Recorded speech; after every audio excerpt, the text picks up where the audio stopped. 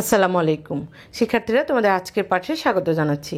আজ আমরা পড়ব চতুর্থ শ্রেণীর বিজ্ঞান বিষয় অধ্যায় 4 খাদ্য। বন্ধুরা, তোমরা অনেকেই এই অধ্যায় থেকে 32 নম্বর পৃষ্ঠায় যে ছকটি আছে সেই ছকটি কিভাবে পূরণ করতে হবে সেই বিষয়ে একটি ক্লাস নেওয়ার জন্য অনুরোধ জানিয়েছো। সেই অনুরোধের জন্য আমি এই ক্লাসটি নিচ্ছি। তোমাদের এখন দেখিয়ে দিব 32 নম্বর পৃষ্ঠার ছকটি কিভাবে পূরণ করতে হবে। শিক্ষার্থীরা, তোমরা 32 নম্বর পৃষ্ঠার ছকটি দেখতে পাচ্ছ। এই ছকটি কিভাবে পূরণ করতে হবে সেটি আমি এখন তোমাদের দেখিয়ে দিচ্ছি। তোমরা এখানে দেখতে পাচ্ছ একটি আদর্শ খাদ্য তালিকা। খাদ্য দল: সকালের নাস্তা, দুপুরের খাবার, রাতের খাবার। খাদ্যশস্য ও আলু: রুটি, ভাত ও আলু ভাত।